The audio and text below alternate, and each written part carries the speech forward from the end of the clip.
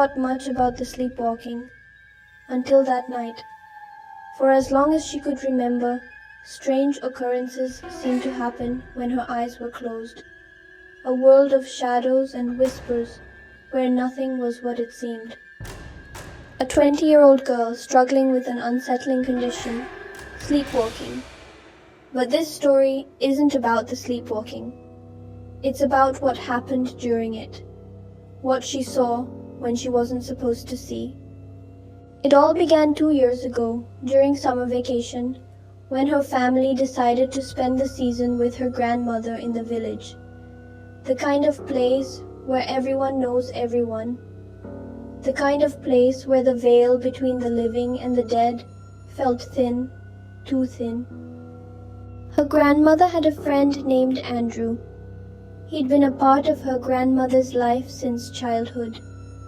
A man who lived alone in a creaky house, far from the noise of the city. His children only visited on holidays. One evening, as twilight descended, she and her aunt made their way back from the market.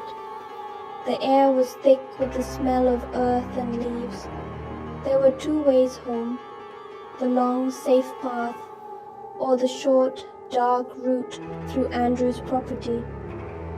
They chose the short way, passing through the eerie trees, the pond reflecting the dimming sky.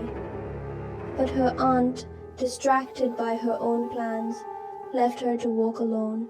That night, she dreamed she was in a cemetery, surrounded by people, all dressed in white, carrying a coffin. Their faces were unfamiliar, and their steps were heavy with something she couldn't understand. She tapped the shoulder of one man, desperate for an answer. When he turned, she felt a strange wave of recognition. It was Andrew, but he wasn't there, not really. "Oh, sweetie, it's yours," he said. The coffin was hers, and the body. It looked just like her. The body lay inside the coffin, dressed in her favorite black dress, the one she wore to her best friend Alex's funeral. There was a picture of them together, and a necklace, her 18th birthday gift from her father. The same necklace she'd worn every day, but it wasn't just that. The feeling of dread grew as she saw the keychain she'd kept since childhood. Then, in the blink of an eye, they were gone. The people, the coffin, all of it. She was alone, standing in the middle of an empty graveyard, with only her breathing to keep her company. Panic rose in her chest, but before she could grasp the truth, she woke up. Back at the house, things took a darker turn. Her mother broke the news. Andrew had passed away the previous night from a heart attack, found lying beside his armchair. The very same armchair by the window.